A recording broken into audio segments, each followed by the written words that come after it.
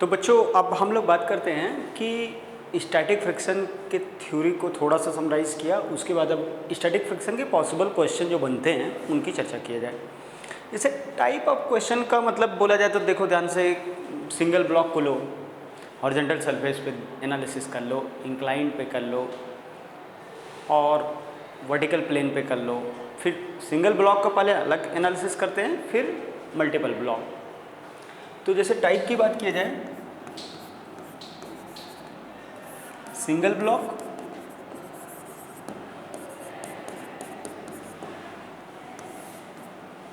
और to block,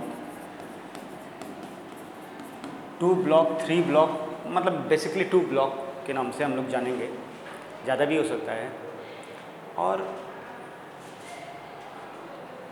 friction का calculation,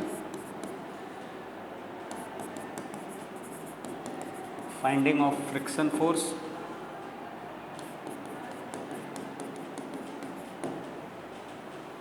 पहला क्वेश्चन पूछा जा सकता है।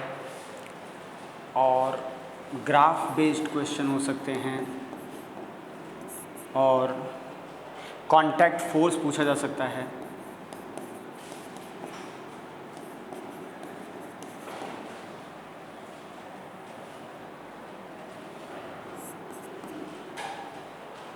ये बेसिकली, और कंडीशन फॉर नो स्लिपिंग,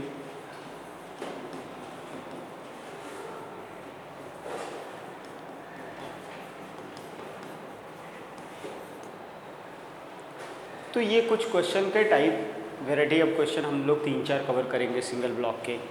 इतने में काफ़ी कुछ फ्रिक्शन का हो जाता है, सिंगल ब्लॉक के लगभग ख़त्म हो जाते हैं इतने में।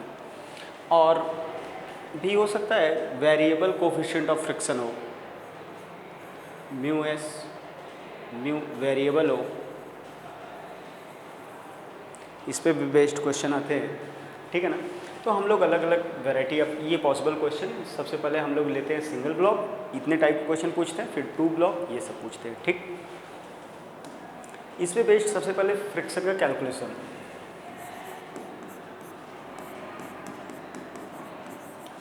Find frictional force if block remains at rest, block rest में रहे तब के लिए फ्रिक्शन फोर्स। तो बहुत सारे क्वेश्चन हम लोग कवर करते हैं इस पर। चलो जैसे मान लीजिए जाए, आपको बोल दिया जाए पहला, फर्स्ट क्वेश्चन आपसे पूछ लिया जाए कि ये बताइए ब्लॉक रेस्ट में है, फाइंड फ्रिक्शन फोर्स, पहला पार्ट। अब इस पे फ्रिक्शन फोर्स पूछ रहा है, बताओ क्या होगा। तो यहीं पे हाथ बगल में सॉल्यूशन में इसका दे रहे हैं आपको, क्या होगा।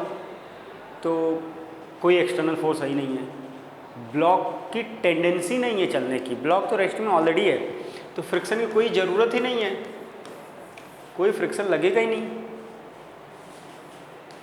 जैसे मान लीजिए आपसे ये बोल दिया जाए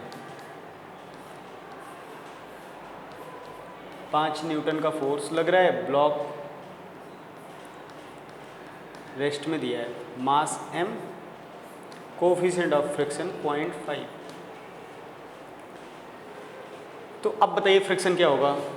तो फ्रिक्शन, तो अगर ब्लॉक रेस्ट में है, ये बात बोल दिया है, तो अब फ्रिक्शन वगैरह भूल जाओ, बाकी न्यूटन सेकंड लॉ याद करो। अगर कोई ब्लॉक रेस्ट में है तो भाई साहब उस पर नेट फोर्स तो पक्के तौर पे 0 होना है। और एक जो आपको दिखाई ही दे रहा है, एक तो पक्की बात है कोई इधर खींच रहा है और वो रेस्ट में है, तो पक्के तौर पे इधर भी कोई खींचने वाला होगा, जो दिखाई नहीं दे रहा है वो फ्रिक्शन ही होगा। स्वाभाविक सी बात है, फ्रिक्शन का वैल्यू इधर होगा और वो इसके बराबर होगा, तभी ये रेस्ट में है। तो इस बार फ्रिक्शन की वैल्यू क्या होगा, 5 न्यूटन। और डायरेक्शन क्या होगा, ये डायरेक्शन होगा। थर्ड, इसी पे एग्जाम्पल किया जाए, अगर इंक्लाइंड सरफेस पे 37 डिग्री पे कोई 2 kg का ब्लॉक है, ये रेस्ट पे है,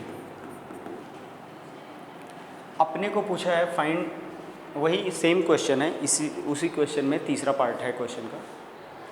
अपने को फ्रिक्शन पूछा है, फ्रिक्शन क्या होगा। तो सबसे पहले एफबीडी बना लो। देखो भाई, सबसे पहला काम, कोई भी ब्लॉक चलेगा तो किधर चलेगा, अलोंग द सरफेस चलेगा, ये बात तो क्लियर है।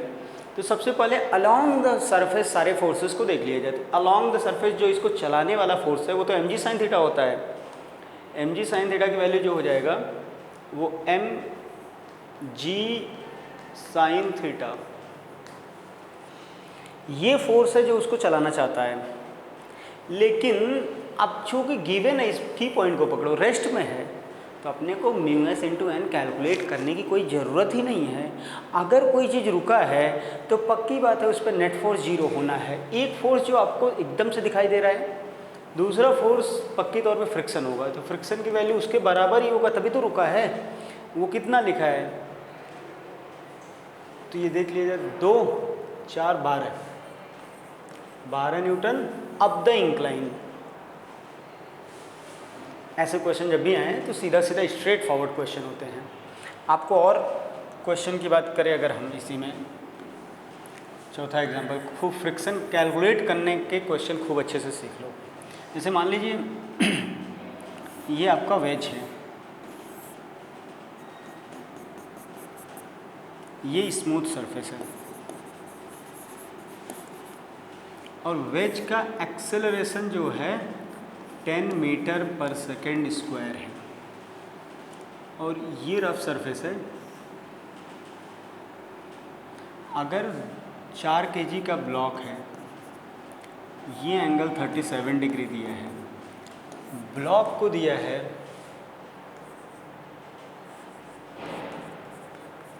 Block remains at rest with respect to wedge. Wedge के रेस्पेक्ट में ब्लॉक रेस्ट में है। ठीक है, आप करते हैं तो अपने को याद होना चाहिए, ये एनएलएम में पढ़ा था कि जब भी ये की पॉइंट कोई भी ऑब्जेक्ट के बारे में जब बोल दिया जाए विथ रेस्पेक्ट टू समथिंग, अगर किसी का इन्फॉर्मेशन दिया जाए तो हमेशा क्या होता है कि आप उसी पे जाके बैठ जाते हो। और ये सूडो का क्वेश्चन है, ये की पॉइंट बताया था मैंने कि जब भी कोई ब्लॉक का एक्सेलरेशन अगर बोल रहा है कि ये है या जीरो है, तो हमेशा क्या होगा, आप इसी वेज पे बैठ जाओ। वेज पे अगर आप बैठ जाओ तो यानी इसको सॉल्व करना है, सबसे पहले मुझे कहाँ बैठना पड़ेगा, वेज पे। और वेज पे बैठने के बाद आपको क्या दिखाई देना चाहिए, ब्लॉक रेस्ट में है। तो ये सूडो का क्वेश्चन है। सबसे पहले पहचानने की आदत, हम लोग बोले थे कि भाई एक ब्लॉक के ऊपर, बड़े ऑब्जेक्ट के ऊपर अगर कोई छोटा ब्लॉक के बारे में इन्फॉर्मेशन दिया जाए तो आप पक्के तौर पे मान लो सूडो का क्वेश्चन है। कोई मूविंग ऑब्जेक्ट के ऊपर किसी को पढ़ना हो तो समझ लो सूडो का क्वेश्चन। किसी मूविंग बॉडी के रेस्पेक्ट में किसी की जानकारी दी हो, सूडो का क्वेश्चन है, ये सूडो का है। तो सूडो वाले क्वेश्चन में अपने को पता है कि सीधा सीधा हम जो मूविंग ऑब्जेक्ट होता है, रेफरेंस होता है, मूविंग रेफरेंस पे ही बैठ जाते हैं। ये बैठ गए आप। अब इसके रेस्पेक्ट में आप देखो, आपका सबसे पहला स्टेप होता है कि सूडो लगा दो। सूडो क्या होता है, opposite to the acceleration of frame. Frame क्या है यहाँ पे, वेज, क्योंकि वेज पे ये ब्लॉक को पढ़ना है। तो फ्रेम के अपोजिट लगा दो। सबसे पहले अपोजिट लगा दिया इधर, कितना होगा, mass of the ways reference into mass of the block into acceleration of frame of reference. तो 4 × 10 40 न्यूटन, ये एक फोर्स हो गया। दूसरा फोर्स कौन सा है, mg sin theta. mg sin theta इधर दे दिया जाए। mg sin थीटा की वैल्यू कितनी होगी, m4g 10 sin थीटा 3/5। और ये ब्लॉक अब इसके रेस्पेक्ट में ये जो बैठा है A, इसके रेस्पेक्ट में ये रेस्ट में है, ये देख रहा है रेस्ट में। अगर ये देख रहा है कि ये रेस्ट में है तो पक्के तौर पे ये बोलेगा कि अगर कोई ऑब्जेक्ट रेस्ट में है तो along the surface net force zero होना चाहिए। Along the surface net force क्या होना चाहिए, जीरो।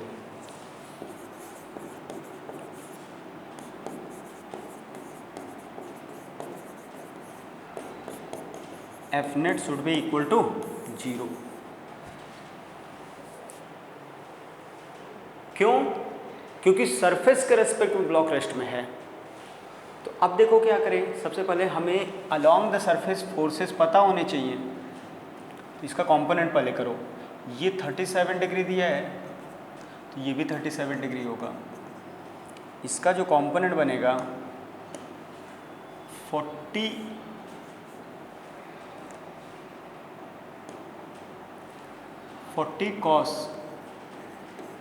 कॉस 4/5 और इधर का रहेगा 40 साइन, और mg का एक कंपोनेंट रहेगा नॉर्मल रहेगा, उससे कोई लेना देना नहीं है, क्योंकि अपना तो मोशन जब भी फ्रिक्शन की बात करते हैं अलोंग द सरफेस फोर्सेस को देखना होता है बस, क्योंकि जब भी चलेगा अलोंग द सरफेस चलेगा।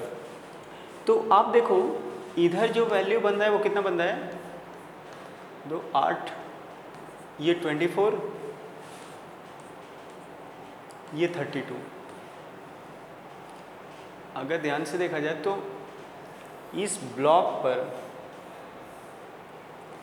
जो नीचे की तरफ फोर्स लग रहा है वो लग रहा है 24, अप द इंक्लाइन जो लग रहा है वो 32। यही दो ब्लॉक हैं, यही दो फोर्सेस हैं जिनका रिजल्टेंट जो है उसी की वजह से मूव करना चाहेगा, लेकिन आपको दिया ये रेस्ट में है। ये 32 ये 24 मतलब 8 न्यूटन एक्स्ट्रा है जिसकी वजह से ब्लॉक चाहता है ऊपर चलना, लेकिन फिर भी रेस्ट में है। इसका मतलब है फ्रिक्शन जो होगा ये इधर होगा, तभी तो इसको रोक पा रहा है। यानी फ्रिक्शन की वैल्यू क्या हो गया, 8 न्यूटन डाउन द इंक्लाइन, तभी तो रुक पाएगा ये। अब जैसे इस टाइप के क्वेश्चन जो भी हैं, मान लो एक और आपको कराएं कि अगर ये ब्लॉक है 2 kg का और ये इधर चल रहा है 5 न्यूटन से,